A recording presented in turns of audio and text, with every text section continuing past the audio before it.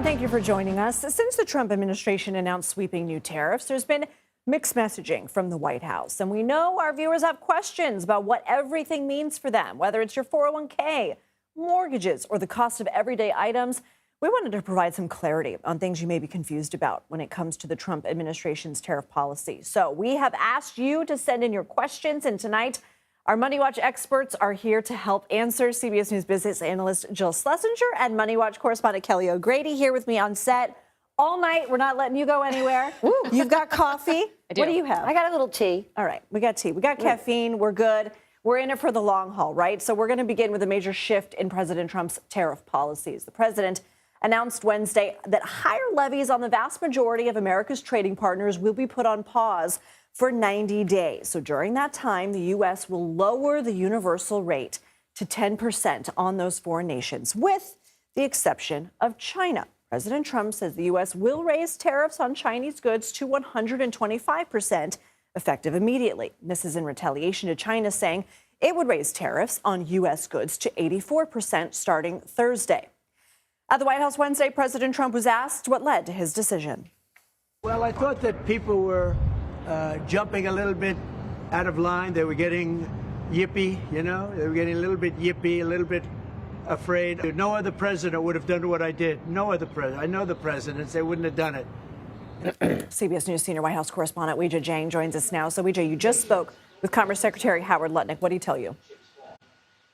Well, we were trying to get a sense, Lindsay, of exactly what changed between, just 2 days ago when the president was directly asked whether he was considering postponing or pausing these tariffs. And he said, no, that's not on my mind. And today, when obviously we saw this pulling back, and we tried to ask if that had something to do with the markets, in particular the bond markets. And I'm sure Jill and Kelly are going to explain much more eloquently than me. And, Lutnick explained that, it was because the sheer volume of calls from more than 75 countries who were clamoring to get a trade deal. But, Lindsay, I pointed out that those calls started pouring in the day right after Trump made this announcement last week. And so I tried to press Lutnick about exactly what changed, if he could add more details. Take a listen. What changed in the last 24, 48 hours, if it wasn't the market? Well, remember, people calling and saying, I'd like to talk, but offering the same old was not going to move the needle. What happened is the prime minister started calling their heads of trade, and they started making offers that were the right kind of offers, the right kind of thinking, the right way of addressing how things are going to change. And it became very, very clear that we can get there. But it's notable, Lindsay, that the administration has not announced any concessions from any country, but they are obviously expressing optimism that that will happen ultimately. Should also point out that Treasury Secretary Scott Bessent said that this was always the plan.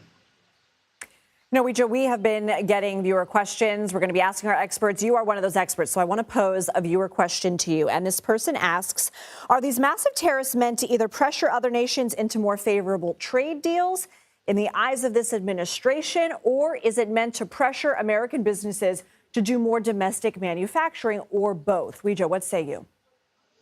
I think President Trump has made pretty clear that for his grand vision of a new era for Americans' manufacturing sector, for the American economy, it really is a mix of both. And so he wants there to be these trade deals, which does add more pressure to American companies to boost their manufacturing, because even though these tariffs are not the high reciprocal rates that he first announced, they are still there. They are still at 10% across the board.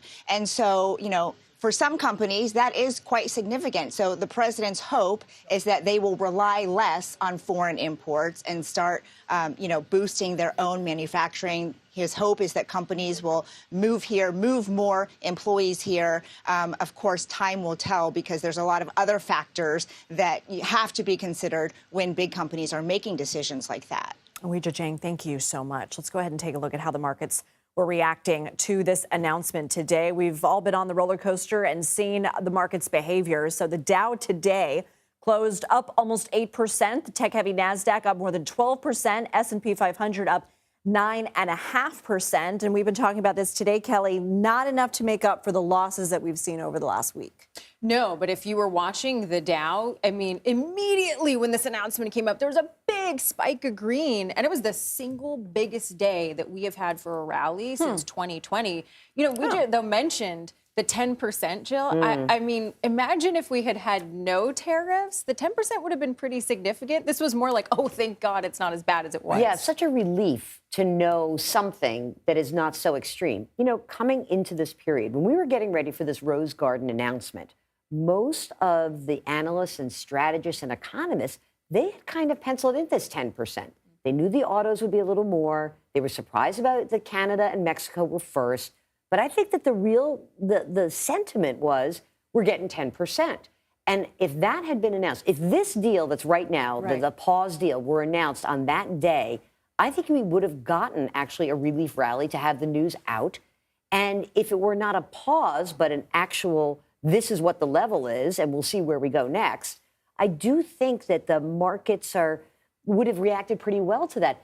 It's very difficult to imagine that you put the entire world through this whole process over the course of 5 or 6 days, perhaps unnecessarily. Well, or really causing a lot of loss among people's portfolios. Somebody was telling me today that he might have to work, he's close to retirement, might have to work an extra year as a result. Maybe 6 months after today. Maybe 6 months. That's why you're here, Jill, because you do the numbers. But to both of your points, 10% not nothing. 125% tariff on China, not nothing. So, Kelly, what does this look like with this tit for tat between the U.S. and China? How does this end?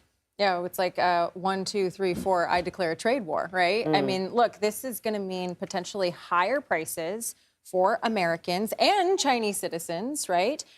Also potentially slowing growth if people just say, hey, I'm going to not spend as much because a lot of what we buy is from China. And retaliation. You know, in the opening, it talked about farmers being the first to get hit.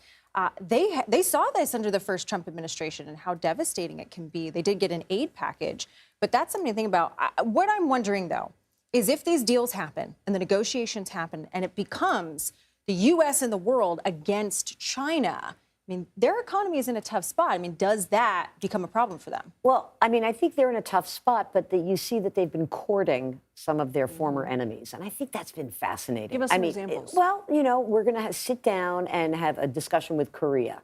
And I thought that that was just a shocking moment where you could see the Chinese saying, listen, he's going to be tough on you. President Trump's going to be tough on you. We're here for you. India, I know you're friends with Trump, but we got a lot of stuff here. We'll bring cars to you. Don't worry about it. I think there's a real risk when you're creating these kinds of massive tariffs and policy shifts. There's a risk that you push your friends into the arms of your enemy. And that's the thing that I think that we have to keep an eye on. You know, it's not that long ago where Germany was buying a lot of energy from Russia. And that all had to get undone very quickly with the war in Ukraine. I think that there are people who are watching this geopolitically and economically and seeing, where are the chips going to fall here? We're not sure. We're going to continue to pull on that thread throughout this hour, but I do want to get to another viewer question. Why is it okay for other countries to charge tariffs, but not okay for the U.S. to do the same? The president's been saying the global trade right now is completely unfair. He's trying to level the playing field.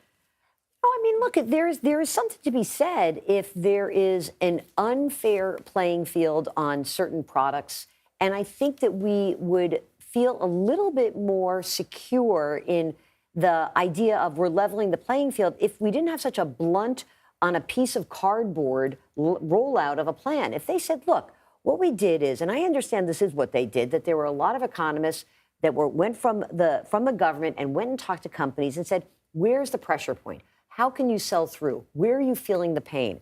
And then you come up with a more nuanced, like you take your scalpel out, you don't take this hatchet to the entire trade regime that's been working, not perfectly, but pretty well for 80 years or so. You know, I just want to pick up on that because, look, it is okay. It is okay for the U.S. to charge tariffs. You know, it's really the difference between a protectionist versus a global mindset. I think where I've heard a lot of economists and analysts push back and say, Canada, Mexico, I mean, come on, we've got a trade agreement with them. They're so and important. one that Trump negotiated. Exactly, in his first term. But, you know, some of these countries that do keep out American businesses, like, yeah, let's try and level the trading platform here. So another question that we have is, how do these tariffs impact everyday consumers, especially when it comes to something we've all seen, prices at the grocery store or the hardware store? What's the long-term outlook? Are these tariffs likely to strengthen the U.S. economy or just cause temporary disruption? Maybe part of me feels like that last latter, as time will tell. But yeah, and also it depends what the tariffs are, how long they stay in place. Where you're going to see the first price increases is with perishables, right? So just think of it this way. There's a bunch of stuff that's on the racks of stores all over the United States. A lot of that stuff has been imported. And once that stuff is sold, we're going to have to see whether these companies are going to restock their shelves. When they restock their shelves, what's going to happen? There's going to be a tariff due, and Walmart might say, okay, we're going to import that. We're going to bring that on our shelves, and now we're going to pass along that price increase to you, the consumer. The longer tail of the effect of the price increases would be with places that have a lot of inventory. So if people go out and buy a ton of cars in the next 3 months and they run out of inventory fast, then you're going to see prices go up pretty dramatically for cars. And I think that in all of these little areas, it is going to be an inventory. And I think that I'm pretty sure when you reported on this, that there was a real inventory buildup in the first quarter in anticipation of these vehicles tariffs. particularly? Yeah, and actually, though, with vehicles, we just did a story the other day. So many people have already come in that inventory has gone down. Two things that I'll add People to saying, that. let me get in before these Yes, tariffs. Okay. exactly. Two things I want to add to that is, one, just at home, if you are expecting a price increase, do the math. It shouldn't be off of the sticker price, okay? Because the tariff is charged on the import price. So I don't want anyone going to the car dealership and saying, oh, my $60,000 car should cost 25% more. That makes sense. Just do that math and negotiate with them because they shouldn't be charging you 25% more off the sticker price because that's not what they're paying. It's sort of fascinating when you consider what was created after COVID, right? We had such a massive supply chain disruption. It was awful. Remember the ships being stuck and we couldn't get the stuff we needed. And I think a lot of companies were trying to diversify their risk when it came to the supply chain. The supply chain actually got longer from what it used to be. It really did. It started to move in a different way. Meaning touching more hands. Yes. And every time it touches hands, think about it. Like, let's say we're putting together a GM car in the United States. The parts that create that car may go back and forth across the U.S., Canada, Mexico border up to 8 times. Wow. 8 different times you're going to pay a tariff. So to your point, Kelly, I think that idea that, like, wow, we're punishing our partners. And frankly, if he had come out and said, you know what, I love that deal, that was a great deal, and he and Claudia Sheinbaum had a little, like, side conversation, like, you got to help me with the immigration problem, I think people would have been okay. Yeah. I just think starting with Canada and Mexico is really a shocking moment for most people who are watching this. Well, some people at home might be wondering, could tariffs be good for secondhand retailers? Well, the president and CEO of online marketplace Poshmark joins us next to discuss how he thinks this could impact their business and their customers. You're watching a special edition of The Daily Report.